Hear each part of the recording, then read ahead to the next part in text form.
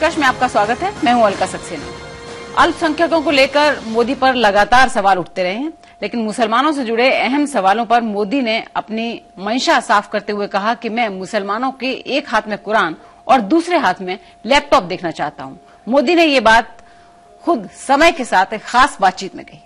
जी, और उस दौरान जबकि उन्होंने ये बात कही, सैयद फैसल अली साहब ही वो इंटरव्यू ले रहे थे। हमारे साथ इस चर्चा का वो हिस्सा होंगे और उनसे समझेंगे कि इसके इंटरप्रिटेशंस कैसे होने चाहिए। मोदी उन लोगों के विकास की बात कर रहे हैं जिनका उन्हें सबसे बड़ा दुश्मन कहा जाता है, लेकिन इस चुनावी माहौल में मुस्लिमों के विकास की बात क्या मोदी की सियासी चाल है या ये राजनीतिक मजबूरी है कि आप इस तरह की बातें करें? इसी पर होगी निष्कर्ष पर चर्चा और इसके लिए हमारे साथ जुड़ रहे हैं खास मेहमान फैसल अली साहब, जिनके बारे में अभी हमने आपसे बात की, सहारा इंडिया उर्दू मीडिया के group editor, Purnima Tripathi ji, senior सहायक संपादक Frontline the Hindu group, Munir Alam साहब, professor institute of economic growth. हमारे साथ कुछ ही देर में एक और मेहमान जुड़ने वाली हैं, अदिति फडनिस, जो कि राजनीतिक संपादक हैं बिजनेस स्टैंडर्ड की, और हमारे साथ विभाकर साहब जुड़ रहे हैं, वरिष्ठ पत्रकार, और हमारे editor research and content Lucknow से अर्थशास्त्री प्रोफेसर अरविंद मोहन साहब भी हमारे साथ इस चर्चा का हिस्सा होंगे। सभी मेहमानों का बहुत स्वागत है। और आज असल में हम ये समझने की कोशिश करेंगे कि मोदी की कही हुई का मतलब क्या है। पहले सेगमेंट में चर्चा यह कि मुसलमानों की तरक्की की बातें करने के पीछे मोदी की मंशा भी क्या वही है।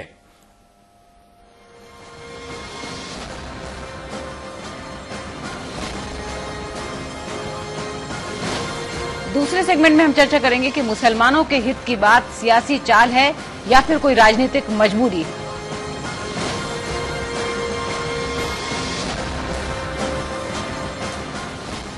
नरेंद्र मोदी ने समय के साथ एक्सक्लूसिव बातचीत में यह कहा कि वो मुसलमान के एक हाथ में कुरान देखना चाहते हैं लेकिन दूसरे में कंप्यूटर। इसके मायने क्या है, पहले रिपोर्ट देखें, उसके बाद चर्चा आगे बढ़ाते हैं। मैंने कहा मैं मेरे देश का मुसलमान को ऐसे देखना चाहता हूं कि जिसके एक हाथ में कुरान हो, दूसरे हाथ में कंप्यूटर हो। मोदी उन अल्पसंख्यकों के विकास की बात कर रहे हैं जिनकी टोपी पहनने को वो तुष्टीकरण का नाम देते हैं। नरेंद्र मोदी पर इस समुदाय के जानी दुश्मन होने के आरोप लगाए गए। अब मोदी बहुत ही नियोजित तरीके से अपनी छवि बदलने की कोशिशों में लगे हुए हैं और संदेश ये दिया जा रहा है कि उनका हौवा दिखाकर वोट हासिल करने वाली पार्टियों ने अभी तक इस समुदाय को ठगा है और उनके जीवन में तरक्की का असल उजाला अगर कोई ला सकता है तो वो खुद मोदी ही है।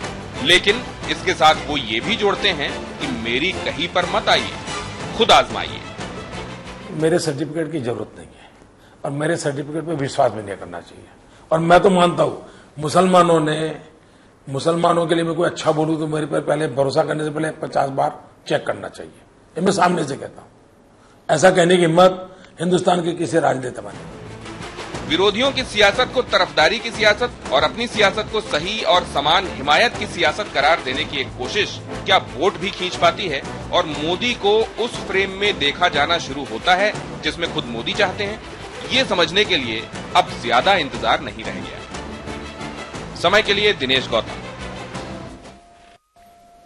चुनाव की कैंपेनिंग शुरू से अब तक देखिए, मोदी के विकास के मॉडल पर जरूर सवाल उठते हैं, लेकिन गाहे बगाहे। सबसे ज्यादा वार किस बात पे होता है कि अल्पसंख्यकों को सुरक्षा नहीं दे सकते। 2002 के दंगों को लेकर हमेशा से सवाल उठाया जाता है, सांप्रदायिक कहा जाता है। लेकिन मुसलमानों के बारे में ये जो अब बयान आ रहा है, इसके क्या मायने हैं? फैसल, सबसे पहले आपके पास, क्योंकि ये इंटरव्यू आप ही ने लिया था, क्या कहा जाए कि हृदय परिवर्तन मोदी का हो गया या फिर वाकई बड़ी नाइंसाफी हो गई? मोदी की छवि जिस तरह से पेश की जाती है, वाकई वो ऐसे नहीं?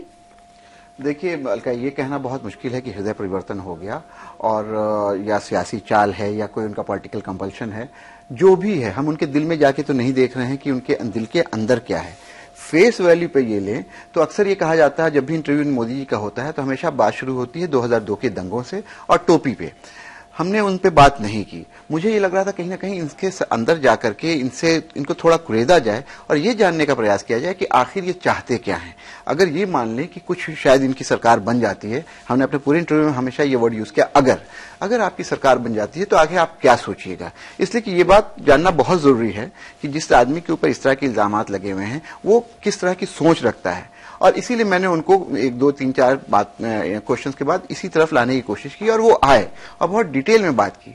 तो एक चीज अलका ये समझ ली कि अभी तक जितनी पार्टियां हैं, क्या उन्होंने ये वादे नहीं किए हैं? उन्होंने भी इसी तरह की बातें की है। और मोदी का करना और दूसरी पार्टियों का करना में फर्क है।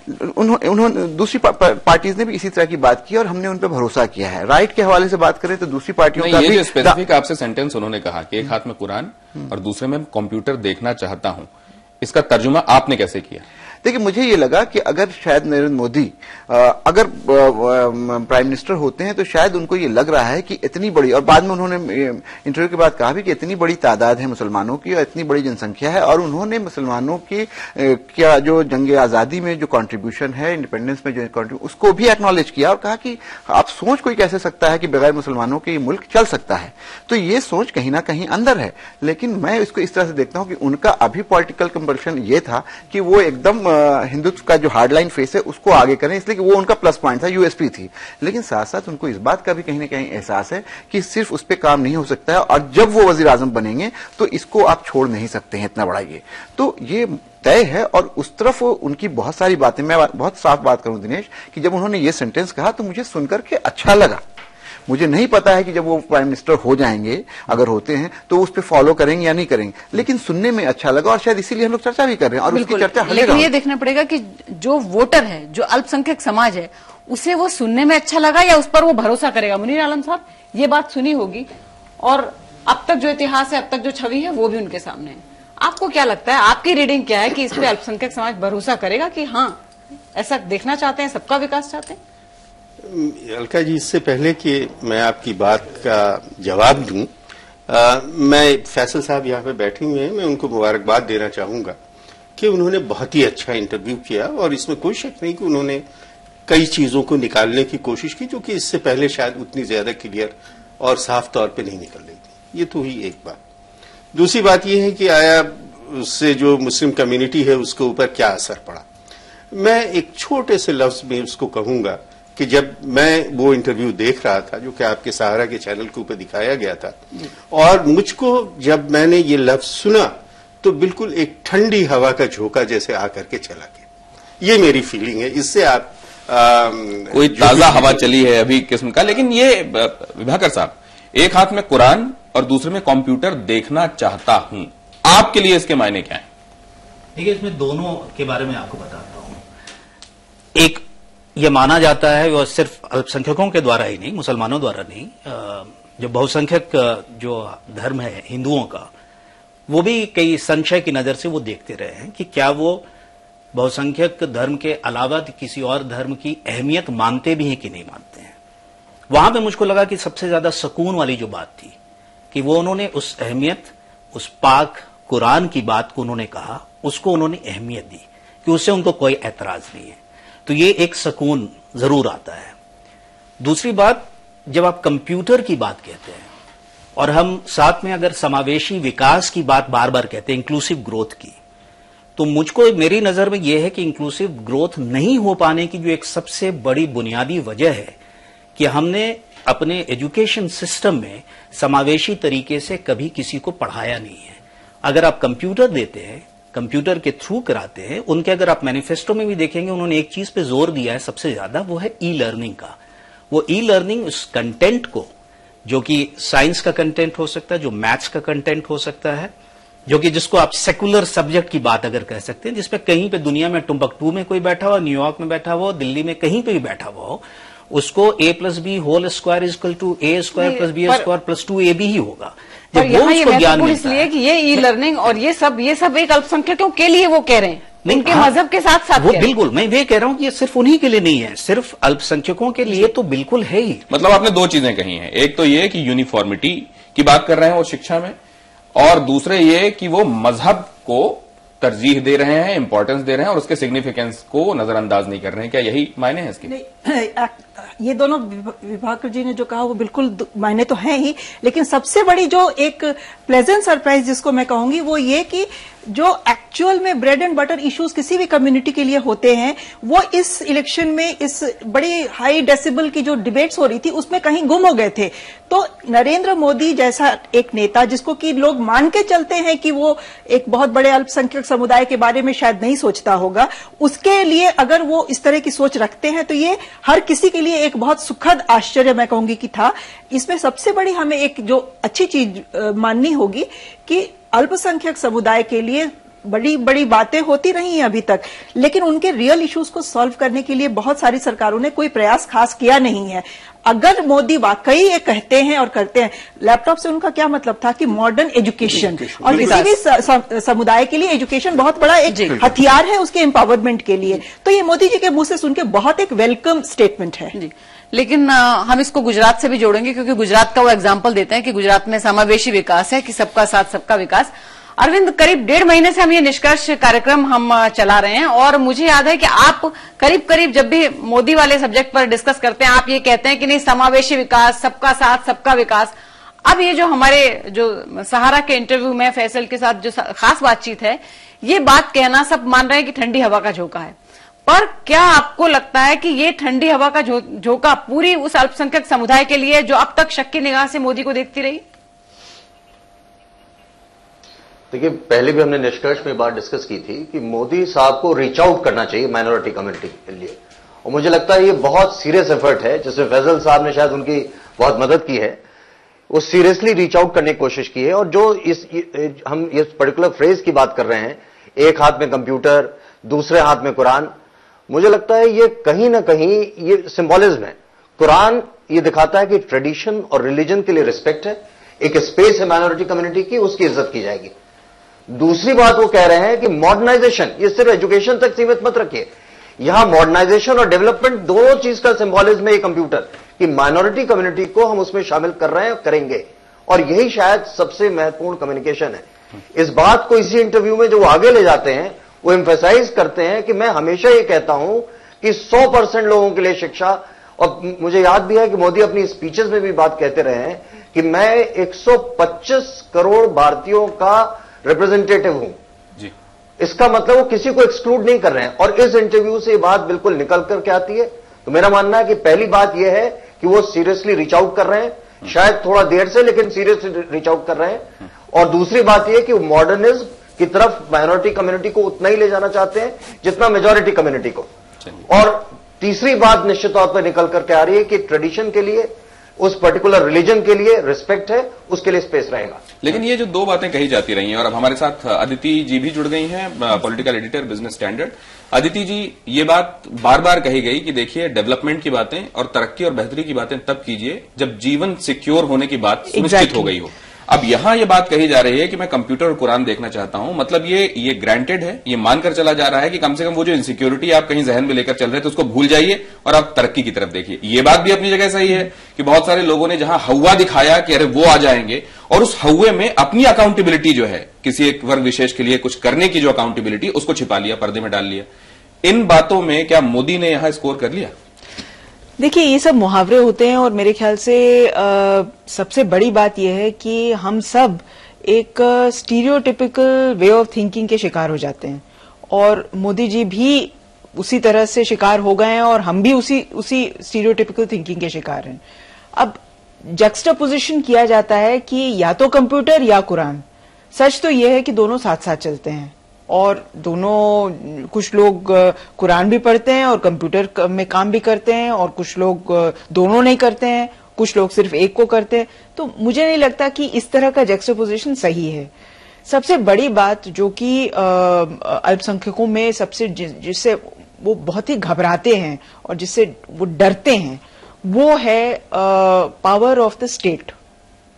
आप छोटे छोटे लड़कों को, बच्चों को पकड़ के जेल में बंद कर दें और समझाएं बाद में कि आपको क्यों जेल में बंद किया गया है, तो इससे पूरी की पूरी कौम तिलमिला जाती है। हमें मालूम है कि किस तरह से मक्का मस्जिद हैदराबाद में किस तरह से लोगों को पकड़ा गया, 70 लोगों को पकड़ा गया, और ये हम और आप नहीं कह रहे हैं, ये हाई कोर्ट कह रहा है कि आप, वो सवाल जवाब कर रहा है पुलिस से कि आपने कैसे इन लोगों को पकड़ा, कैसे इनको टॉर्चर किया, अब आप इनको मतलब आप क्या कह रहे हैं, रियल इश्यूज एड्रेस नहीं हो रहे हैं? मुझे लगता है कि ये रियल इशू नहीं है। लेकिन एक सिंबोलिज्म है ना, उस सिंबोलिज्म को ऐसा महसूस किया जा रहा है कि वो चाहते हैं कि अल्पसंख्यकों का भी विकास हो और वो अपने धर्म के साथ अगर विकास हो। यदि आप सिंबल्स में बात करने के से कंटेंट हैं तो फिर ठीक है, फिर सिंबल्स में ही बात कीजिए, लेकिन मुझे नहीं लगता कि सिंबल्स में बात करने से किसी को। देखिए एक चीज ये कहना चाह रहे हैं मुनीर साहब। नहीं, आप कह लीजिए, मैं ये जानना चाह रही हूँ कि एक नेता है जिसके ऊपर एक दाग है, छवि, एक कहा गया है कि इस नेता पर दाग है 2002 का, वो टोपी पहनने से इनकार कर देता है। जब पूछा जाता है कि आपने माफी नहीं मांगी, आपके रहते ऐसा हो गया, तो वो कहता है कि भाई दुख सबको होता है, किसी की भी जान जाती है, मैं कार से जा रहा हूं, कोई पिल्ला अगर कुत्ते का आ जाए उस पर और वो कुचला जाए तो मुझे तो दुख होगा मुझे। तो बाद में ये कहा गया कि देखिए किससे तुलना कर दी, तमाम इस पे बवाल हुआ। दूसरी तरफ वो ये भी है सच एक हमारे सामने कि 2002 के बाद कोई सांप्रदायिक दंगे जो हैं वो गुजरात में नहीं हुए हैं। इनके साथ जब ऐसी बात कही जाएगी कि कुरान भी हो और लैपटॉप भी हो, तो क्या इसे सिर्फ सिंबोलिज्म माना जाएगा? देखिए एक बात हल्का समझ लीजिए कि जो 2002 के दंगे हैं वो बहुत गहरा घाव है, वो बहुत आसानी से भरने वाला नहीं है और वो हमेशा कचोटता रहेगा, उसमें टीस अभी भी बाकी है। लेकिन मुझे ये लगता है कि जो स्टेटमेंट आया भले सिंबॉलिक सही, उस पर कहीं ना कहीं थोड़ा मरहम डालने का काम उसमें हुआ है। जो लोग ये कह रहे थे कि टोपी पहन लेते या जो लोग ये कह रहे थे कि क्षमा मांग लेते, मुझे लगता है कि ये भी कहीं ना कहीं जो उन्होंने कहा है वो कहीं ना कहीं ये रियलाइजेशन ही का एक हिस्सा है उनके कि शायद कुछ ऐसा हुआ है तो इन लोगों के साथ अगर ज्यादती हुई है तो इनको बराबरी का मौका दिया जाए या हक दिया जाए। टोकनिज्म ही सही, लेकिन इसने मरहम दिया। और अब मास्टर स्ट्रोक की तरफ चलें। अभी तक आपने सबकी चर्चा सुन ली, अब आपका इंटरप्रिटेशन क्या है? नहीं, मुझे लगता है कि मोदी जी जो एक प्राइम मिनिस्टर बनने का जो शख्स एक एम्बिशन रखता है, उसको बहुत सारे मुद्दों के ऊपर अपनी राय बिल्कुल साफ बेबाकी से रखनी चाहिए। वो इस बार शायद उन्होंने कोशिश की, अभी तक वो उस सवाल को बिल्कुल निगेट करके या साइड स्टेप करके निकल जाते थे। अब इस बार शायद उन्होंने कुछ एक 25% मैं कहूंगी कि एड्रेस करने की कोशिश की। उन्होंने ये माना कि हाँ, अल्पसंख्यकों के लिए वो जो लैपटॉप का सिंबॉलिज्म वो दे रहे हैं, वो शायद अपनी तरफ से वो कोशिश कर रहे थे ये समझाने के लिए कि इस कम्युनिटी की बेहतरी के लिए वो क्या करना चाहेंगे। तो इसमें मेरे हिसाब से निष्कर्ष ये निकलता है कि वो रीच आउट करने की कोशिश कर रहे हैं, लेकिन उसमें बहुत उनको 75% अभी गैप है जो कि उनको मेरे ख्याल से फिलअप करना पड़ेगा अगर उस कम्युनिटी का भरोसा उन्हें चाहिए। आप तो अभी से निष्कर्ष भी बताने लगी पूर्णिमा जी, लेकिन विभाकर ये बताएं कि एक हम बात कर रहे हैं कि सिंबोलिज्म है, लेकिन एक पॉजिटिव साइन है। अब हम इसको थोड़ा आगे ले जाते हैं कि ये माइनॉरिटी कम्युनिटी के लिए है एक पॉजिटिव, लेकिन विरोधी जो अब तक मोदी को इसी बात पे घेरते हैं कि सांप्रदायिक हैं, अल्पसंख्यक सुरक्षित नहीं रहेंगे वगैरह वगैरह, उनको आज जब 2 फेज बाकी हैं, इस बयान के बाद कुछ असर पड़ेगा कि वो अपनी स्ट्रैटेजी कुछ बदलेंगे, वो कुछ और रिएक्ट करेंगे? नहीं, मुझको ये नहीं लगता है कि इसका सीधा सीधा असर वोटिंग पे किसी तरीके से पड़ने वाला है। लेकिन ये अगर कहीं पे माना जा रहा है कि अगर इस सूरत में अगर इन्होंने बहुत बड़ा अगर लगाया है, लेकिन अगर वो आते हैं तो उसके बाद की रूपरेखा क्या होगी। दरअसल गवर्नेंस पे उनका हमेशा से जोर रहा, जो उनके पूरे भाषण में वो कहते हैं गवर्नेंस की इशू की बात है, और अगर माहौल उनके पक्ष में बनता हुआ दिखता है तो उसकी वजह यही रही कि लैक ऑफ गवर्नेंस। तो इस लैक ऑफ गवर्नेंस में अगर आप गवर्नेंस के साथ जाना चाहते हैं और जिन मुद्दों को लेके इंक्लूसिव ग्रोथ की जो बात होती है वो सिर्फ कम्युनिटी स्पेसिफिक नहीं है या रिलीजियस कम्युनिटी स्पेसिफिक नहीं होती है, वो उन सारे लोगों की बात होती है जो कि पिछड़े हैं, जो दलित है। वो आपके डेवलपमेंटल का जो इकोनॉमिक डेवलपमेंट का जो मॉडल है उसमें उनकी भागीदारी बढ़ाने की आप कोशिश करते हैं। उनके तरफ से अगर ऐसी बात आती है तो ये बताता है कि उन्होंने कुछ सोचा हुआ है, उनके जेहन में कुछ है, वो करना चाहते हैं। और शायद इस देश के लिए बेहतर होगा कि हमारे जैसे नेसेयर्स जो हैं, जिनको भरोसा जल्दी नहीं होता है इन सब बातों में राजनेताओं को, अगर वो अपनी सोच को धरातल पे उतारते हैं तो देश का भला ही होगा। उसमें फिर ये राजनीतिक जिन बातों को लेकर जिस टारगेट ऑडियंस के लिए वो ये बातें कह रहे हैं, उन्होंने जिन बातों पर ये कहा हुआ था कि पहले आप यहां पर बताइए कि यहां क्या हुआ था, क्या मुनीर साहब एक तरह से ये कहने की कोशिश भी है कि अब यहां से आगे की बात कीजिए? मेरी समझ से दोनों बात, एक तो ये जो आपने कहा कि अब इसके आगे की बात कीजिए वो भी है, और ये जो बात कही गई है वो सोची समझी है, ये भी अपनी जगह पे सही है। लेकिन मैं एक बात आपसे कहूं कि ये जो कंप्यूटर और कुरान की जो बात कही है ये बड़ी हिस्टोरिकल बात है। ये कोई मतलब ये कि ये एकदम से कोई ऐसी चीज नहीं है कि जो कि एकदम से कहीं से आई और उन्होंने स्टेटमेंट एक बना दिया। ये बहुत बहुत पुरानी बात है। सर सैयद अहमद जिस जमाने में अलीगढ़ मुस्लिम यूनिवर्सिटी की बात करते थे और जिस वक्त मुसलमानों ने उनको पर ये फतवा लगाया, कुफ्र का फतवा लगा दिया था कि नहीं साहब ये तो अंग्रेजी पढ़ाएंगे, ये तो मुसलमानों को क्रिस्टान बना देंगे, उस वक्त सर सैयद ने उनको समझाने के लिए ये बात कही थी कि तुम्हारे हाथ में कुरान होना चाहिए और तुम्हारे पास साइंस होनी चाहिए, तुम्हारे पास टेक्नोलॉजी होनी चाहिए। और इस तरह से उनको ये समझाने की मकसद ये था कि तुम्हें मॉडर्न एजुकेशन तुम्हारे मजहब से दूर नहीं कर रहा। मुसलमानों के साथ एक बहुत बड़ी प्रॉब्लम है। मुसलमान का ये कहना है कि साहब हम सब कुछ हो सकते हैं, हम मॉडर्न हो सकते हैं, जो कुछ हो सकते हैं, लेकिन हमें आप हमारे मजहब को, हमें उसके अंदर आप वो न करिए। सो ये सिंबॉलिज्म सही, लेकिन यह है कि कम से कम ये एक इशारा है बहुत से मुसलमानों के लिए। कुछ लोग नहीं भी मानेंगे क्योंकि जैसा फैसल साहब ने कहा कि अभी 2002 के जख्म गहरे हैं और उनको वक्त लगेगा, वो बिल्कुल अपनी जगह पे। लेकिन कुछ लोग इस चीज को सोचने के लिए तैयार होंगे कि बहरहाल एक इस तरह। एक दूसरी मैं छोटी सी बात और कहना चाहता हूं कि ये बात शायद सिंबॉलिज्म से कुछ थोड़ी आगे बढ़ रही है। वजह उसकी यह है कि मोदी साहब ने अपने पिछले कोई एक इंटरव्यू नहीं हुआ, बहुत सारे इंटरव्यू हुए और बहुत सारे चैनल्स पे दिखाया गया और हर जगह उन्होंने काफी पॉजिटिव किस्म की बात करने की कोशिश की। इस फैसल साहब वाले इंटरव्यू में भी एक दो चीजें और बहुत ही पॉजिटिव हुई हैं, जो कि अगर आपने वक्त दिया तो मैं उसको अगले उसमें मैं उसको भी सामने लाना चाहूंगा। लेकिन ये चीजें अहम है और इन पे गौर करने की जरूरत। चलिए, जब चर्चा को हम आगे बढ़ाएंगे, लेकिन उससे पहले आइए देखते हैं कि जनता का निष्कर्ष। जब लोगों ने से हमने ये पूछा कि मोदी ने ये कहा है, इसके क्या मायने वो लगाते हैं, तो देखिए क्या कहा उन्होंने। जो गुजरात में किए वैसे तो मुझे लगता नहीं कि मतलब मुसलमानों का वो जितने भी बोलते हैं सब मुसलमानों के खिलाफ बोलते हैं। इसके वजह से जाहिर होता है ना कि वो मुसलमानों की तरक्की नहीं चाहते। बोल नहीं सकते हैं, ये बात है।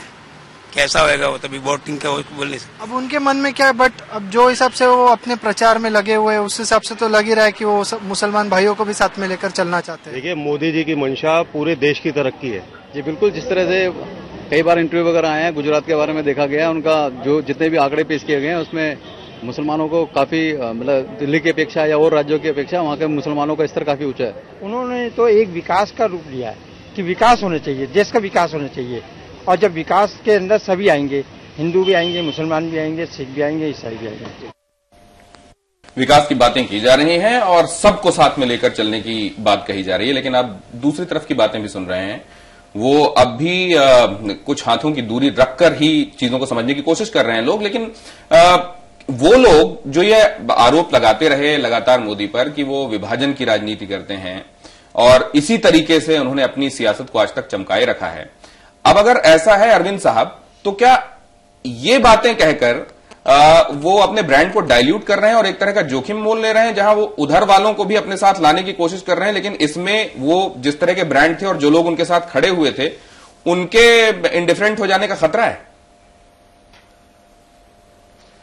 देखिए, मोदी साहब बहुत एक मैच्योर लीडर के रूप में सामने आते हैं, खासतौर पे इस इंटरव्यू के बाद।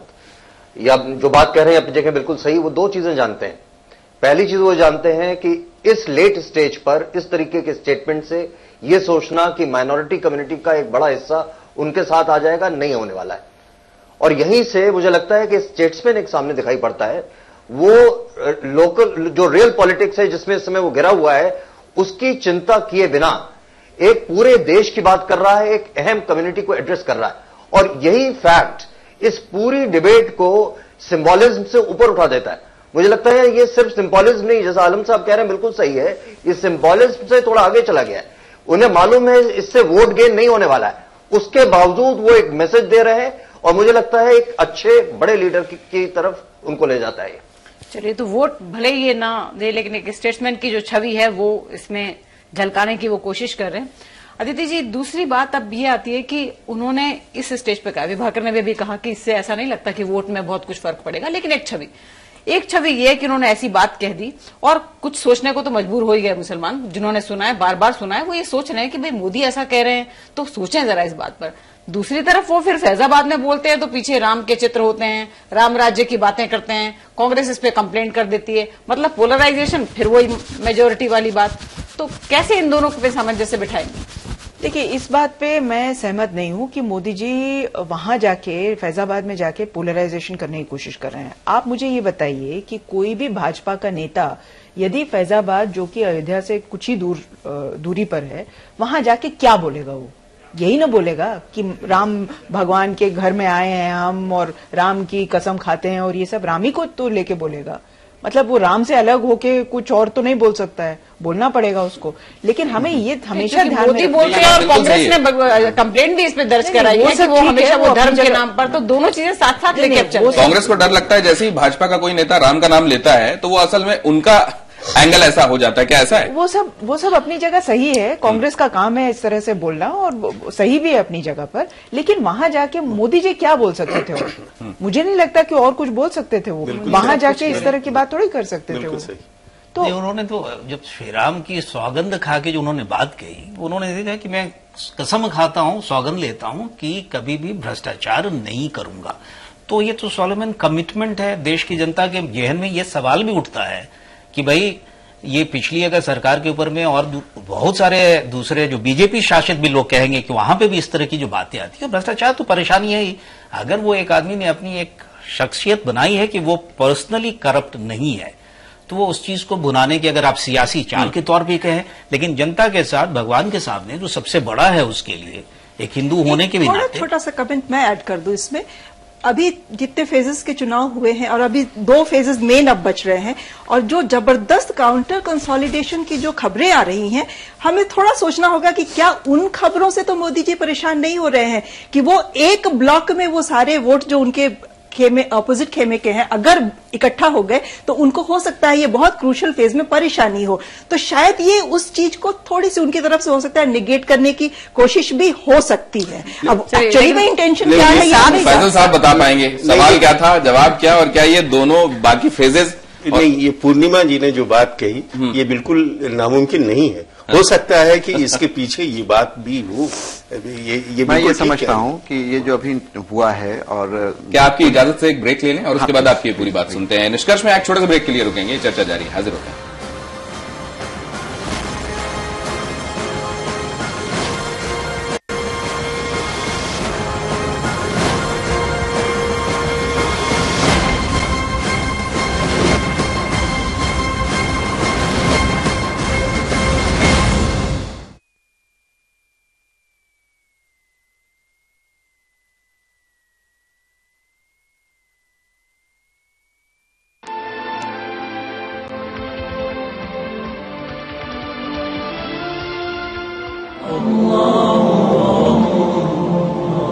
इस खूबसूरत कायनात को बनाने और सजाने वाला है अल्लाह।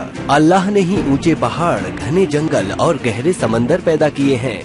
हरे भरे घास के मैदान, पेड़ पौधे और हर छोटे बड़े जानवर को अल्लाह ने ही पैदा किया है। हम इंसान भी अल्लाह के उसी करिश्मे का नमूना है। हमें जिंदगी का सलीका भी अल्लाह ने ही सिखाया है। अल्लाह के इन करिश्मों की पहचान हमसे पहले के इंसानों को भी थी, तभी तो दुनिया भर के इंसान अल्लाह की इबादत सदियों से करते आ रहे हैं। यही वजह है कि हम भी अल्लाह की इबादत करते हैं और उसके करम का शुक्र अदा करते हैं। कुछ लोग तो अपने रब से इतनी अकीदत रखते हैं कि अल्लाह के नाम को अपने सीने से लगा कर रखते हैं और अल्लाह के नाम को ही अपना जेवर बना लेते हैं। इन्हीं बातों को ध्यान में रखते हुए टेलीकार्ट आप सबके लिए लेकर आया है अल्लाह के बाबरकत नाम वाला अमेरिकन डायमंड स्टोन से मुज्जयन खूबसूरत और नायाब 1 ग्राम माइक्रो गोल्ड प्लेटेड पेंडेंट और चेन, जिसे पहनकर आप सबसे अलग और अट्रैक्टिव नजर आएंगे। अल्लाह के नाम वाला ये पेंडेंट आपकी खूबसूरती में तो 4 चांद लगाएगा ही, आपकी हिफाजत भी करेगा और आपकी जिंदगी को रहमतों और बरकतों से भर देगा। अल्लाह के बाबरकत नाम वाला ये पेंडेंट आपकी शख्सियत में निखार पैदा कर देने वाला है। इसे पहनने से आपको रूहानी सुकून का एहसास भी होगा। अल्लाह के बाबरकत नाम वाले इस खूबसूरत और नायाब 1 ग्राम माइक्रो गोल्ड प्लेटेड पेंडेंट और चेन का हदिया है महज 2499, और अगर अगले 30 मिनट में ऑर्डर बुक करवाते हैं तो आपको मिलता है एक और पेंडेंट बिल्कुल फ्री। जी हाँ, सही सुना आपने, अगर आप अभी ऑर्डर बुक करवाते हैं तो आपको मिलता है एक और पेंडेंट बिल्कुल फ्री। तो देर किस बात की, स्क्रीन पर दिखाए गए नंबर पर अभी कॉल करें और आप भी बन जाएं रहमतों और बरकतों से भरे इस खूबसूरत पेंडेंट सेट के हकदार, सिर्फ और सिर्फ 2499 में।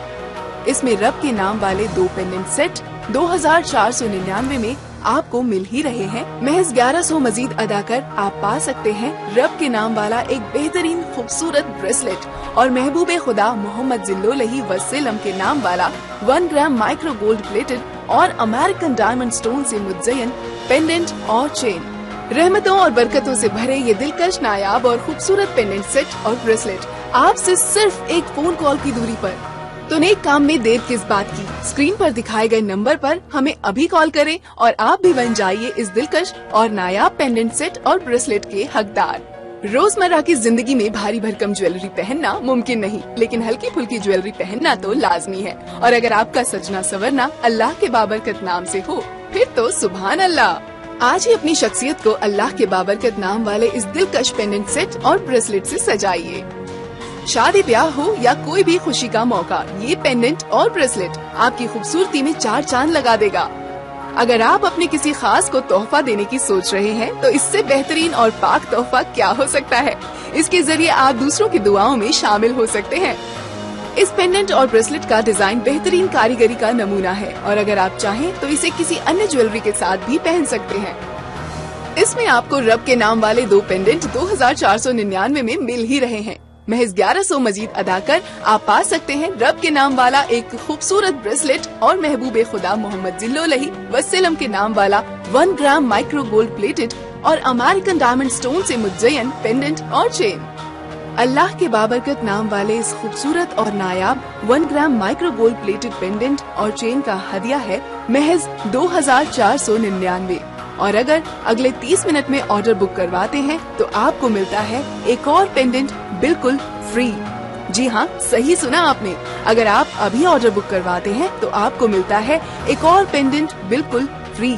तो देर किस बात की, स्क्रीन पर दिखाए गए नंबर पर अभी कॉल करें और आप भी बन जाएं रहमतों और बरकतों से भरे इस खूबसूरत पेंडेंट सेट के हकदार, सिर्फ और सिर्फ 2499 में। इसमें रब के नाम वाले 2 पेंडेंट सेट 2499 में आपको मिल ही रहे हैं। महज 1100 मजीद अदा कर आप पा सकते हैं रब के नाम वाला एक बेहतरीन खूबसूरत ब्रेसलेट और महबूबे खुदा मोहम्मद जिल्लोलही वसल्लम के नाम वाला 1 ग्राम माइक्रो गोल्ड प्लेटेड और अमेरिकन डायमंड स्टोन से मुज्जयन पेंडेंट और चेन। सब कुछ खत्म हो जाएगा, कुछ न रहेगा, रहेगा तो बस अल्लाह का नाम।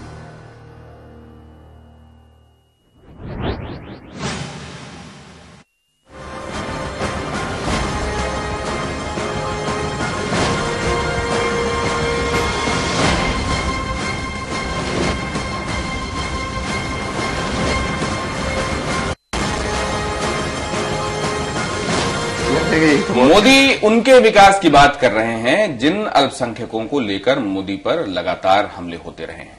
तो क्या चुनावी माहौल में मोदी के इस बयान को उनकी सियासी चाल समझा जाए? 2 फेज के इलेक्शंस बाकी हैं, वाराणसी में खुद उनकी साख दांव पर है। क्या ये सब सोच समझकर इस इंटरव्यू में ये बात कही गई है? विपक्ष भले ही मोदी को मुस्लिमों का दुश्मन नंबर 1 बताता है, लेकिन मोदी खुद मुस्लिमों के जीवन स्तर पर कामयाबी की कहानी लिखने का दम भर रहे हैं। मोदी अल्पसंख्यकों के विकास की बात कहकर वोटों के जुगाड़ के साथ साथ विरोधियों पर भी प्रहार कर रहे हैं। मोदी का सही स्वरूप अगर मुसलमान जान जाएंगे और मुसलमान अगर मोदी को प्रेम करने लग जाएगा, इनकी सबकी दुकानें बंद होने वाली है। 2002 गुजरात दंगों के बाद मोदी देश भर में कम्युनिज्म के प्रतीक बने। मुस्लिमों का मसीहा कहने वाली विपक्षी पार्टियों ने भले ही अल्पसंख्यकों के लिए कुछ न किया हो, लेकिन इसे लेकर मोदी पर प्रहार करने से वो कभी नहीं चूके। लेकिन हर बार से मोदी के हौसले बुलंद होते चले गए। दंगों से लेकर टोपी विवाद ने मोदी की राजनीति को चमकाने में कोई कसर नहीं छोड़ी। विरोधी भले ही मोदी को कम्युनलिज्म के चश्मे से देखते हों, लेकिन देश मोदी में बहुत कुछ देख रहा है। मेरे लिए सब समान है, सबकी भलाई मेरा लक्ष्य है। भारतीय जनता पार्टी ने मुझे यही सिखाया है। लेकिन वोट लेने के लिए उसकी जाति को उकसाओ, फिर थोड़ा टुकड़ा फेंको, वो पाप न मैं करूंगा। और जो लोग करते हैं वो बुरा करते हैं, ये बात मैं बार बार बोलूंगा। 2011 के जनगणना के अनुसार भारत में लगभग 15% मुसलमान हैं। मुस्लिम नेता दावा करते हैं कि लगभग 120 सीटों पर मुस्लिम वोटों की निर्णायक भूमिका होती है। यानी ये समुदाय किसी का भी राजनीतिक गणित बनाने और बिगाड़ने की कुवत रखता है। सवाल ये कि क्या मोदी को इसकी हकीकत का पता है या फिर चुनाव के वक्त मुस्लिमों के विकास की बात करना मोदी की सियासी चाल तो नहीं है। समय के लिए हेमंत उपाध्याय। तो सवाल अब भी उठेंगे ही कि मोदी की सियासी चाल तो नहीं है, और इस मौके पर क्यों कहा, क्या ये स्टेट्समैनशिप है या फिर एक अपनी छवि को बेहतर बनाने की कोशिश है कि वोट मिले या ना मिले लेकिन छवि अभी से बेहतर बनाना शुरू कर दूं, क्योंकि हो सकता है कि इलेक्शन के रिजल्ट के बाद कुछ साथियों की जरूरत पड़े, वगैरह वगैरह तमाम सवाल इस पे आएंगे। फैसल, आपसे फिर से शुरू करती हूं मैं, क्योंकि बार बार उस इंटरव्यू का जिक्र हम कर रहे हैं जिससे ये बात शुरू हुई थी। लेकिन एक बात है कि अब हम ये इसको कैसे आगे ले जाएंगे? क्या हम ये माने कि ये व्यक्ति जो अब ऐसी बात कह रहा है, इसका जो निगाह है वो बाद के कोएलिशन पर भी है? देखिए, जाहिर सी बात है, इंटरव्यू में तो वो उस तरह की बात नहीं करते हैं। और जब भी मैंने कहा कि अगर ऐसा होता है कि आप 220 सीट के आसपास रह जाते हैं, आपको पूर्ण बहुमत नहीं मिलता है, तो किन लोगों के साथ आप हाथ मिलाइएगा या किन लोगों की तरफ से आपको सपोर्ट मिलेगा? तो उसका जवाब, तो ऑप्शन प्लान बी क्या है आपका? तो उन्होंने कहा कि प्लान ए से जेड तक मुझे सत्ता मिल रही है, बहुमत मिल रहा है। लेकिन कुछ चीजें जो इनफॉर्मल होती हैं, जो चीजें बहुत ये नहीं होती हैं, उसमें कहीं ना कहीं उनकी बॉडी लैंग्वेज से भी मुझे लगा कि उनको इस बात की चिंता है कि शायद उनको 272 सीट नहीं आ पाएगी। और इसलिए वो कहीं ना कहीं ये भी जो हो सकता है कि जो बात उन्होंने कही, स्टेट्समैनशिप जो दिखाई और जिस तरह से रीच आउट करने की कोशिश कर रही है, वो भी उसका एक हिस्सा हो सकता है। मुझे इस पे कहीं विवाद नहीं है कि वो क्या है और क्या नहीं है, लेकिन मुझे इस बात से इत्मीनान हुआ कि बहुत दिनों से जो चीजें लोगों के जहन में थी, उस पर कहीं ना कहीं एक चर्चा होगी। और इस आदमी के दिमाग में, जिनके बारे में तरह की बातें हैं, उनके दिमाग में भी ये बात है कि इस समुदाय को छोड़ के नहीं चला जा सकता। एक तो आपके इंटरव्यू की ये बात कुरान और कंप्यूटर वाली, और दूसरी बात जो उन्होंने ये कही थी कि मैं टोपी बेशक ना पहनूं, लेकिन अगर मुसलमानों की टोपी कोई उछालेगा तो उसको कड़ी सजा मिलनी चाहिए। क्या इन बातों से वो मैसेज चला गया उन लोगों तक जो वो चाहते थे नरेंद्र मोदी? देखिए, अल्पसंख्यकों को लेकर मोदी जी को बहुत सारी चीजें क्लियर करनी है, in plain black and white terms clear करनी होंगी। अगर आप उसी की शुरुआत इतना बड़ा समुदाय को अगर आप अपने भरोसे में नहीं ले सकते हैं, तो ये बहुत क्रेडिबिलिटी पे एक बहुत बड़ा एक क्वेश्चन मार्क होगा। तो मुझे लगता है कि ये दोनों बातें हम उससे जोड़ के देखें कि वो ये कहना चाह रहे हैं कि चाहे हिंदू हो या मुसलमान हो, जब मेरी सरकार बनेगी तो जो स्टेट पावर होगा, जैसे अभी अदिति जी ने पहले मेंशन किया कि स्टेट का बहुत खौफ है मुसलमानों में, खास करके ऐसी कोई सरकार जो कि मोदी जी के अंडर में अगर बनती है तो वो इस चीज को अब रियलाइज जरूर कर रहे हैं कि स्टेट का ये जो एक डर अंदर बैठा हुआ है कि स्टेट सबको एक तरह से एक समान तरीके से नहीं ट्रीट करेगा, उस डर को कहीं ना कहीं एड्रेस करने की जरूरत महसूस उनको शायद है। जैसे अरविंद भी कह रहे हैं कि एक चीज इसमें ऐड कर दूं कि ये बताइए कि अगर ये मान लीजिए कि मोदी जी की सरकार बन जाती है और प्राइम मिनिस्टर हो जाते हैं, क्या ये संभव है किसी भी प्राइम मिनिस्टर के लिए कि वो 18 करोड़ मुसलमानों को बिल्कुल नजरअंदाज करके स्मूथली सरकार चला पाएगा? ये मुमकिन नहीं है। ये मुमकिन नहीं है, लेकिन ये एक रीच आउट करने की जो कोशिश जो अरविंद कह रहे हैं, पर इसको अगर हम पॉलिटिकली देखें, अरविंद, हम इसको ऐसे अगर देखें कि इस बात से या इस पोस्चरिंग से, इस तरह के बयान देकर मोदी एक तीर से दो निशाने कर रहे हैं। अल्पसंख्यकों के दिमाग में जो उनकी छवि है उसको वो थोड़ा सा सॉफ्ट करने की कोशिश कर रहे हैं, दूसरी तरफ जो विरोधियों की धार है, सांप्रदायिक कहकर जो मोदी पर निशाना साधते हैं, उस धार को भी वो कुंद कर रहे हैं। सफल होंगे इसमें? देखिए, टाइम बहुत कम बचा है। ये मैसेज जब तक पहुंचेगा, उससे माइनॉरिटी कन्विंस होगी, इस बात की संभावना इस इलेक्शन में तो मुझे कम लग रही है। और इसीलिए मुझे इस स्टेटमेंट में क्रेडिबिलिटी बहुत ज्यादा लग रही है। हम अक्सर गुजरात मॉडल की बात करते हैं, मैं गुजरात का डेटा देख रहा था। आज अगर आप पूरे हिंदुस्तान में देखें कि मुसलमानों के पास सबसे ज्यादा बीएमडब्ल्यू कहां पर है, तो आपको दिखाई पड़ेगा सबसे ज्यादा बीएमडब्ल्यू गुजरात में दिखाई पड़ती है मुसलमानों के पास। यानी पिछले 10-15 सालों में जो मोदी के पीरियड में विकास हुआ है, उसमें मुसलमानों का भी उतना ही विकास हुआ है। या दूसरे शब्दों में जो बात मोदी कह रहे हैं कि मैं सबके लिए काम कर रहा हूं, सबके लिए विकास करूंगा, उस बात में क्रेडिबिलिटी दिख रही है गुजरात मॉडल से। और आज जो बात फैजल साहब के इंटरव्यू में वो कह रहे हैं, ये उस बात को और आगे ले जा रहा है। तो मुझे लग रहा है कि शायद ये बात ठीक है कि जैसा हाँ ये वाकई इस तरह के ट्रांजिशन की तरफ इशारा है। लेकिन फैजल साहब ने जो बात कही विभाकर जी कि 18 करोड़ लोगों को आप कैसे नजरअंदाज करके कोई बात करेंगे? क्या जब इंडिया शाइनिंग की तरफ पूरा कैंपेन गया, कई लोगों का तर्जुमा और उसका इंटरप्रिटेशन ये था कि आपने असल में वो कर दिया जिससे आपका ब्रांड डाइल्यूट हो गया। जब ऐसा कर रहे हैं और अगर वाकई राजनीति वो है नीति जिससे राज हासिल हो, तो क्या वो इस राज को जोखिम में डाल रहे हैं? नहीं, मैंने मैं जो देखता हूं कि हम लोग भी जो बात करें कि स्टेट्समैन लाइक है, एक रियलिटी है इस देश की। प्राइम मिनिस्टर आप जरूर हो सकते हैं, बट आपके अंदर जो भूखंड है वो अलग अलग राज्यों में है, और स्टेट्स जो है वो बहुत सारे जो लोगों के लिए अपने इलाके में जो भौगोलिक क्षेत्र है उनके विकास के लिए उनके ऊपर दारोमदार है। जिन लोगों ने भी मोदी के भाषण को, कैंपेन को लगातार फॉलो किया है, उन्होंने अपनी एक भूमिका बताई है। उन्होंने कहा कि हम एक फैसिलिटेटर का काम करेंगे, यानी कि वो जो स्टेट गवर्नमेंट्स है उनके ऊपर वो ज्यादा बड़ी जिम्मेवारी होगी उन चीजों को लेके आगे बढ़ने का। जिस स्टेट पावर की बात होती है, चाहे इन्होंने अदिति जी ने कहा कि मक्का मदीना, तो ये state law and order state का सब्जेक्ट होता है। हर एक स्टेट की अपनी सब्जेक्ट है, कोई भी परेशानी है सबसे पहले वहीं से होना पड़ता है।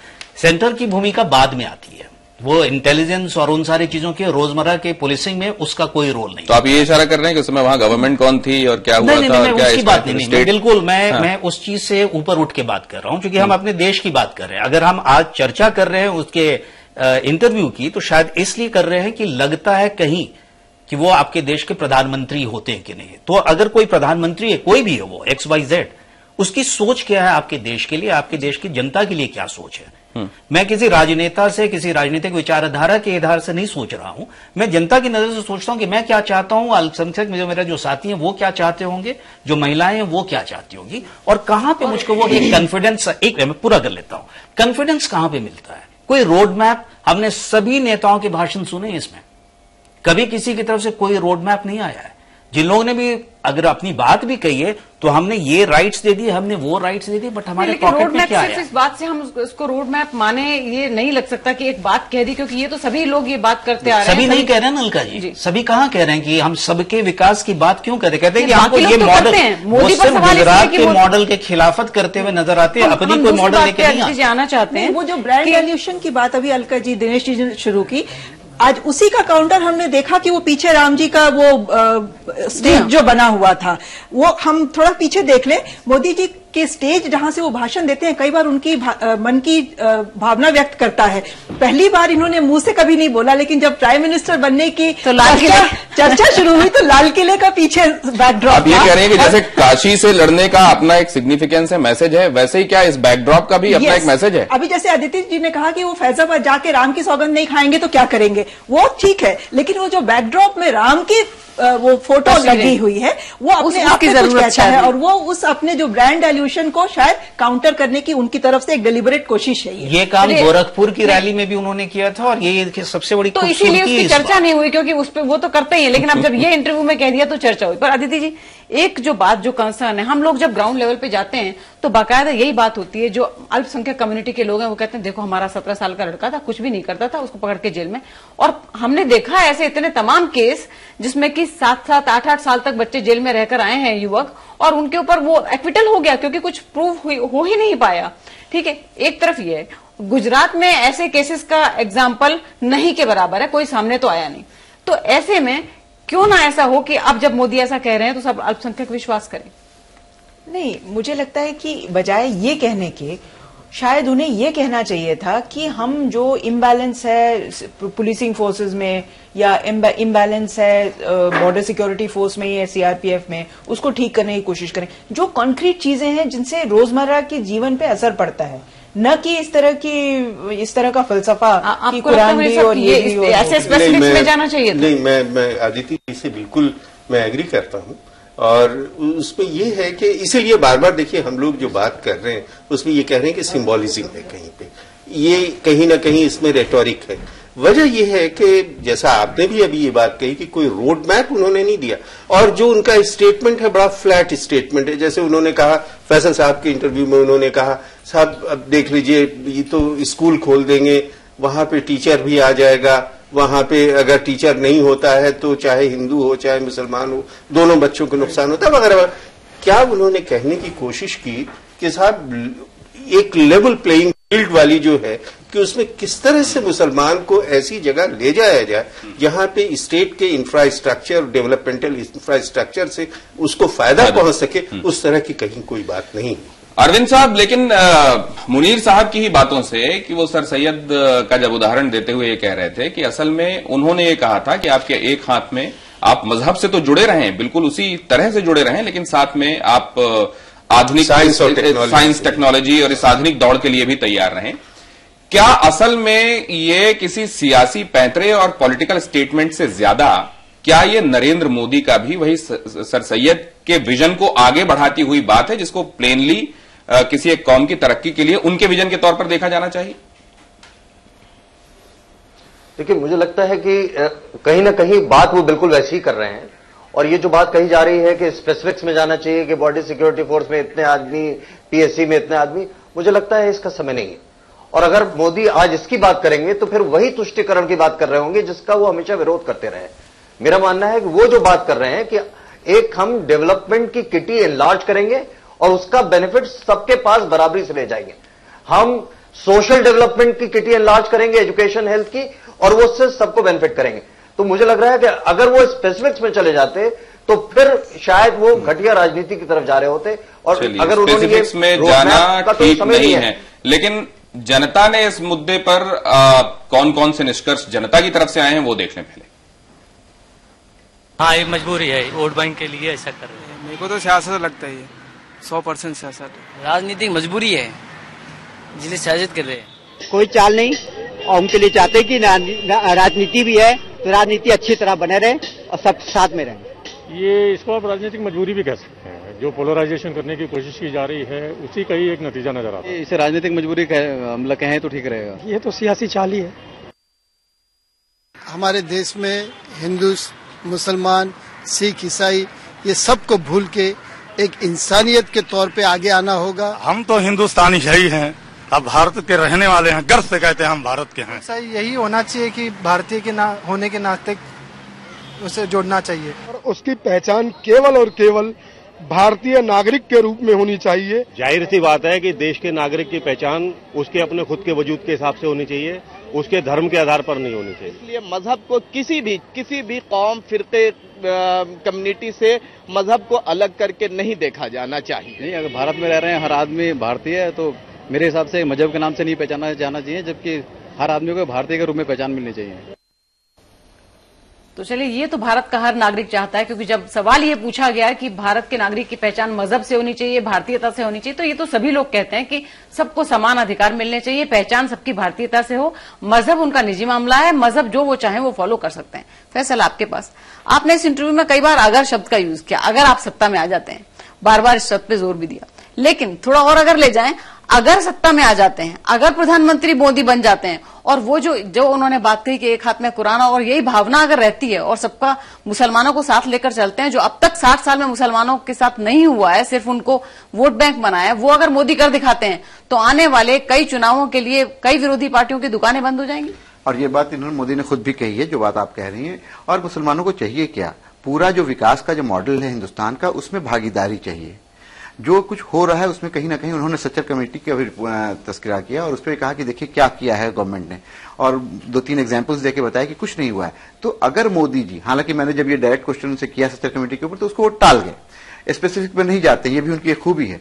लेकिन ये कि अगर ये शुरुआत भी करते हैं और उससे फायदा होता है, मुसलमानों को इन जनरल भी होता है, तो मैं ये समझता हूं कि एक नई शुरुआत है, एक अच्छी पहल है। और मेरा अपना मानना है, अलका जी, हो सकता है लोग मुझसे एग्री ना करें, कि शायद इससे देश का भला ही होगा। समाज में जो कहीं ना कहीं अभी खाई बनी हुई है वो थोड़ा पटेगी। लेकिन ये मान लेना कि उनके एक इस स्टेटमेंट से और एक इस जो उनकी सोच है उससे सब कुछ खत्म हो जाएगा, ऐसा नहीं। क्या लोग जो स्टेट्समैन होने की तरफ कदम बढ़ाते हैं, पूर्णिमा जी, क्या वो ये समझने लगते हैं कि you can please all the people all the time? It's not possible. नहीं, वो तो खैर संभव ही नहीं है, हो ही नहीं सकता है।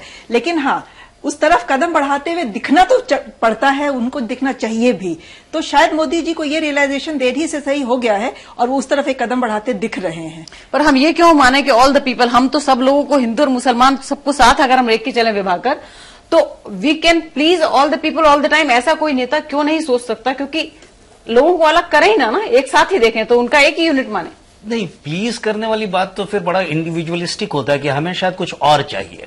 जो स्टेट होता है, प्लीज के नाम पे बहुत ज्यादा रिएक्ट करते हैं। मोदी जी को जब आप कहिए प्लीज मुझे बोल लेने दीजिए। मैं ये कह रहा था कि ये कोशिश जो राजनेता होता है, जो शीर्ष पे बैठा है, उसकी कोशिश ये होती है कि आपकी जो बुनियादी पहली जो जरूरतें हैं वो पूरी हो जाए, वो सुविधाएं जरूर मिलें। अभी अवसर ही नहीं है, वो सुविधाएं ही नहीं है।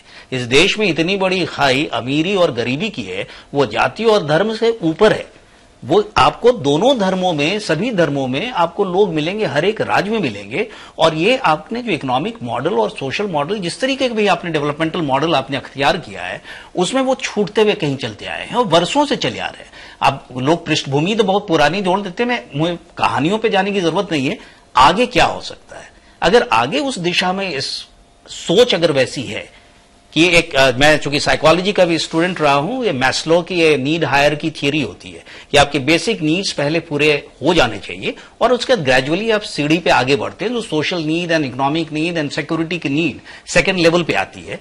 अगर उतने तक चले जाते हैं फिर इंडिविजुअल अपने लिए सोचता है, व्यक्ति तब उसमें आता है। स्टेट उस लेवल तक ले आए कि व्यक्ति अपने से उस काबिल हो जाए। और इसीलिए कंप्यूटर का महत्व है कि वो एजुकेशन वो जब आ जाता है तो वो सोचेगा कि उसको किस दिशा में जाना है। आप कह रहे हैं प्लीज नहीं, you can address level playing field education के बराबरी से मिलने से ही आएगा। वो लेवल प्लेइंग फील्ड तभी आएगा। अभी लेवल प्लेइंग फील्ड सिर्फ इसलिए नहीं आता है कि जो हमारा जो रिक्रूटमेंट की जो प्रक्रिया है वो जिस एजुकेशन सिस्टम से निकल के आया है, लेकिन इसकी शुरुआत में ये तो एक बात होगी अदिति जी, लेकिन हम लगातार इस बात पे हम देखते हैं, पढ़ते हैं, रिपोर्ट्स आती हैं, बाकायदा फैक्चुअल रिपोर्ट आती हैं, वो इससे थोड़ा तारतम्य जो स्टेटमेंट है इससे नहीं है। जब आप पूछते हैं कि आपने अपने स्टेट में कितने मुसलमानों को टिकट दिए, क्योंकि आप एक रिप्रेजेंटेशन चाहते हैं ना, आप उस कम्युनिटी को हर एक डिसीजन मेकिंग में लाना चाहते हैं। और इस वक्त जबकि आप प्राइम मिनिस्टर कैंडिडेट हैं और आपके कहने पर टिकट बांटे जा रहे हैं, सब चीजें आपकी स्ट्रेटेजी के हिसाब से हो रहे हैं, तो जब ये सवाल उठाया जाता है कि कहते तो आप ही हैं लेकिन कितने मुसलमानों को आपने रिप्रेजेंटेशन दिया, कितनों को टिकट दिया, तब मैच तो नहीं करता। देखिए वो तो बहुत दूर की बात है कि आपने कितनों को दिया, वो एग्जैक्टली प्रोपोर्शनेट थे कि नहीं, जितना आपका पॉपुलेशन मुसलमानों का है या क्रिश्चियंस का है, या मतलब वो सब तो दूर की बातें हैं। हम लोग छोटी छोटी बातों पे मोदी जी को अकाउंटेबल करवाना चाहते हैं और वो छोटी छोटी बातें इसी तरह की हैं कि अगर आपको लगता है कि मुसलमानों को में ये फीलिंग है कि हमें न्याय कभी नहीं मिलेगा तो उसको एड्रेस करना जरूरी है। और मेरे ख्याल से उनमें ऐसी फीलिंग है, लेकिन ये शायद इसी बात हमें न्याय मिल नहीं सकता। इसमें थोड़ा सा फैजल साहब आप बोलने पहले एक चीज ये समझ ली, जो अभी हम लोग बाइट्स देख रहे थे लोगों की, वो एक सैंपल है। वो ये दिखाता है कि मुसलमानों के अंदर अभी भी कितना अविश्वास है और इस तरह की जो स्टेटमेंट है उसको लेकर के लोग स्केप्टिकल हैं और उसको मानने को तैयार नहीं है। ये बात अपनी जगह पे है, लेकिन मोदी जी के इस इंटरव्यू से और जो बात उन्होंने कही उस पर वो फीलिंग कहीं ना कहीं थी जो विभाकर भी कह रहे हैं कि कब तक उसको लेके रहेंगे, मूव ऑन करना है। तो मुझे भी ये लगता है कि जो बैगेज उनके पास है वो तो है। फैसल साहब, ये जो जवाब आप सुन रहे थे, मूव ऑन करने की जरूरत है। जो जवाब आप सुन रहे थे वो लोगों से ये पूछा गया था कि अभी जो उनकी तरफ से बातें आ रही हैं वो किसी तरह की सियासी चाल है या पॉलिटिकल कंपल्शन है। क्योंकि ये सवाल था तो जाहिर है इससे जुड़ा हुआ, क्या ये माना जा सकता है अरविंद साहब कि अल्पसंख्यकों को भी असल में उनकी सोच ये है और असल में उनके अंदेशे और एप्रीहेंशंस ये हैं, ये भी उनको एन ब्लॉक मान के कह देना, ये ब्लैंकेट स्टेटमेंट दे देना भी ठीक नहीं है? क्या उनके बीच भी ये सोच अलग अलग जगहों पर, अलग अलग लोगों में, अलग अलग सोशियो इकोनॉमिक तबके में अलग अलग है? देखिए बिल्कुल अलग अलग है। अब लखनऊ का एग्जांपल ले लीजिए, शिया कम्युनिटी का एक मेजर हिस्सा संभवतः बीजेपी के साथ जाएगा। तो ऐसा नहीं है कि सारे हिंदुस्तान में मुस्लिम्स का बिल्कुल एक सोच, ऐसा नहीं है। लेकिन अगर आप लार्जर मेजॉरिटी ऑफ मुस्लिम्स की बात करें तो वो बीजेपी के बिल्कुल खिलाफ है। और कहीं ना कहीं इस पूरे चुनाव में जिस तरीके की कैंपेन हुई है, ये डिवीजन बढ़ा है और उसको बढ़ाने की कोशिश की गई। मुझे लगता है कि ये जो स्टेटमेंट आ रहा है नरेंद्र मोदी जी का, वो शायद एक अटेम्प्ट है उस दरार, जो बढ़ती हुई दरार इस इलेक्शन ने क्रिएट की, उसको ब्रिज करता है कि ऐसा नहीं है। जिस तरीके का एक हवा क्रिएट किया गया है, मुझे लगता है उसको भी काउंटर करने की कोशिश है। और जो बात ये कही जा रही है कि प्लीज करने की जो बात है, हिंदुस्तान का जो संविधान है वो भी किसी को प्लीज करने की बात नहीं करता, वो जस्टिस की और इक्वालिटी की बात करता है। और मुझे लगता है मोदी जी ने जो वर्ड चूज किए हैं बहुत सही है, सबका साथ सबका विकास। तो प्लीज करने की बिल्कुल बात नहीं, उसको तुष्टिकरण के नीति का आरोप भी बीजेपी लगाती आ रही। लेकिन आपने जो पहले एक बात कही थी यही कि जो ये जिस तरह से मोदी ने अब ये रीच आउट करने की कोशिश की, जो इसलिए क्योंकि लगातार ये इस तरह की खबरें आ रही हैं कि बहुत पोलराइजेशन हो रहा है, बहुत मुस्लिम्स एंटी जा रहे हैं। हो सकता है अलका जी, मैं एक बात और ऐड करना चाहूंगी। हमने बहुत इस दौरान दौरा किया है और बहुत हर कम्युनिटी के लोगों से मिले हैं। मुस्लिम कम्युनिटी में अक्रॉस द बोर्ड हमें ये फीलिंग एक देखने को मिली कि ये जब सत्ता में होते हैं तो डिस्क्रिमिनेशन होता है, माइनॉरिटी के अगेंस्ट इनका माइंडसेट है। उस इशू को एड्रेस करने की मोदी जी को बहुत सख्त जरूरत है और ये अक्रॉस क्लास, अक्रॉस स्टेट, बाकी किसी और पॉलिटिकल पार्टी को, इंडिविजुअल को लेकर वो फीलिंग नहीं है। मैं नाम नहीं कोट करना चाहूंगी, लेकिन एक बहुत करीबी मित्र हैं हमारे, पढ़े लिखे हैं, दिल्ली के रहने वाले हैं, और एग्जैक्टली वैसी ही सेंटिमेंट्स हमें एमपी में सुनी कि if he comes to power, Hindu Muslim unity will go for a toss forever. ये एक पढ़े लिखे और ना पढ़े लिखे लोगों के दिमाग में बैठा हुआ है और ये एक बहुत जो एलियनेशन की फीलिंग है लोगों में, वो बहुत जबरदस्त है इनको लेकर। इसमें एक चीज ये है कि जो बात ये कह रही है ना कि ये बिल्कुल है, अगर बात कर रहे हैं तो जो पार्टीज हैं जो पावर में रही हैं उनसे मुसलमान बहुत नाराज है कि उन्होंने कुछ नहीं किया, ये बिल्कुल है। लेकिन जो बात पूर्णिमा ने कही कि बीजेपी को लेकर लोगों के मन में ये है कि अगर ये आ जाएंगे तो डिस्क्रिमिनेशन बहुत ज्यादा होगा और हद हो जाएगी। मैं इसी को एक्चुअली लेके मैं मुनीर साहब के पास ये पूछना चाह रही हूँ कि खाली मोदी क्यों, मतलब ये तो बात बीजेपी जैसे फैसले करें, बीजेपी को भी लोग आरएसएस से अलग नहीं देखते, वो सोचते हैं कि बेस वही है, जो काडर है वो वहीं से आ रहा है। तो ये जो बैगेज है ये मोदी के अपने के अलावा बीजेपी और आरएसएस का भी नहीं। देखिए, अगर आप पिछले 65 साल की आप पॉलिटिक्स देखें तो उस पॉलिटिक्स के अंदर इन दो पॉलिटिकल पार्टीज ने कम से कम इस चीज को बताने की कोशिश तो जरूर की है।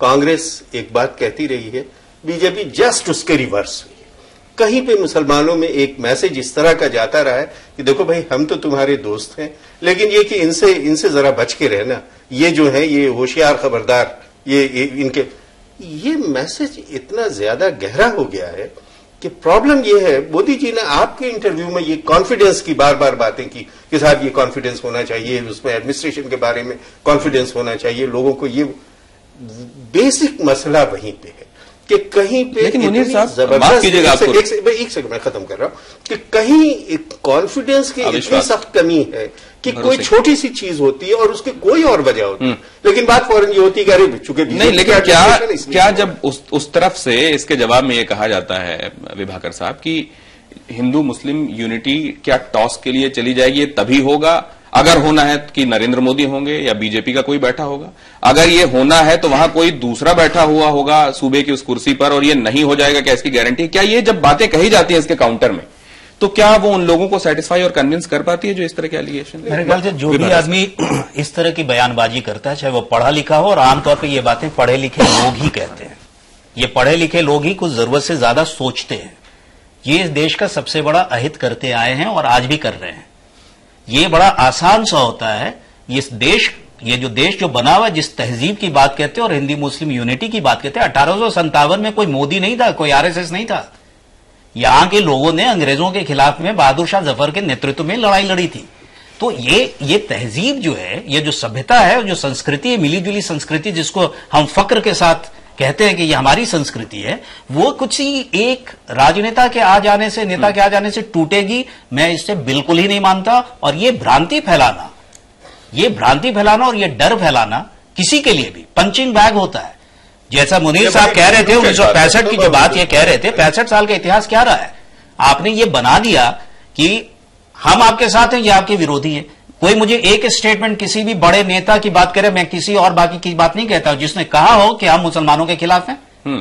बीजेपी 1980 में बनी है, उसमें से किसी एक नेता का, बड़े नेता की बात नहीं कहता, मैं छोटे भैया नेता की बात नहीं कहता। कोई अगर कह रहा हो कि हम मुसलमानों को साथ लेके नहीं चलना चाहते और उसके खिलाफ बोला हो तो आप उनको, लेकिन ऐसा कोई कह सकता है यहाँ इस देश में खड़े होकर कि मैं मुसलमानों को साथ लेके नहीं चल सकता? नहीं, बड़े नेता ये कहना अफोर्ड नहीं कर सकते हैं और खतरा ये है कि जब हम इस चर्चा को और आगे बढ़ाना अफोर्ड नहीं कर सकते। पूर्णिमा जी, माफी के साथ निष्कर्ष की तरफ बढ़ना होगा। फैजल साहब। दिनेश, मुझे लगता है कि जो वादा किया वो निभाना पड़ेगा, लेकिन और ये बात मान के चलनी होगी कि इसे एक इंटरव्यू से या जो बात उन्होंने कही है उससे ब्रिज जो है, जो जख्म है, बहुत जल्दी भर नहीं पाएगा।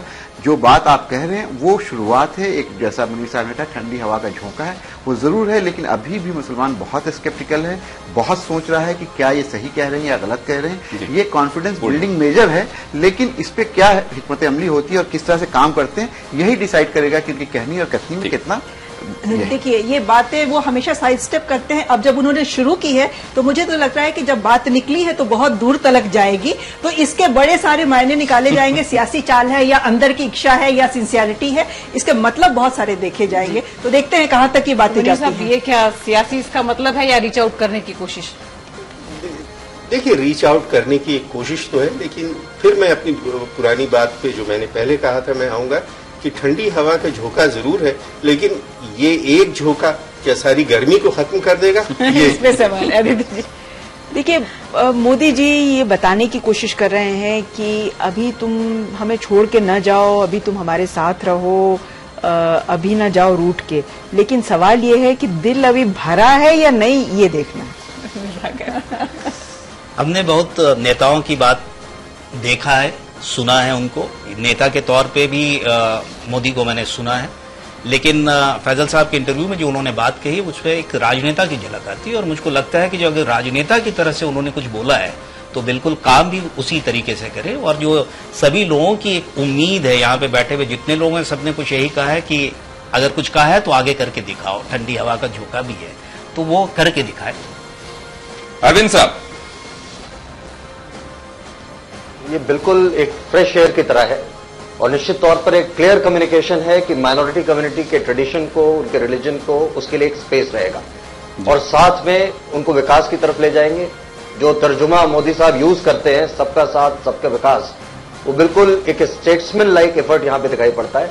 मुझे लगता है एक बहुत अच्छा प्रयास है हिंदुस्तान की राजनीति के लिए। बहुत धन्यवाद आप सभी मेहमानों का हमारे साथ चर्चा में जुड़ने के लिए। छोड़ो कल की बातें, कल की बात पुरानी के अंदाज में नरेंद्र मोदी ये कह रहे हैं और बता रहे हैं कि वो अल्पसंख्यकों के हाथ में क्या देखना चाहते हैं, लेकिन अल्पसंख्यक भी उनके हाथ में कुछ देखना चाहते हैं, और क्या वो समझ पाए हैं, ये सवाल भी यहां छूटे हुए हैं। निष्कर्ष में बहुत धन्यवाद आप सभी का आज शामिल होने के लिए। कल फिर एक अहम मुद्दा, फिलहाल इजाजत।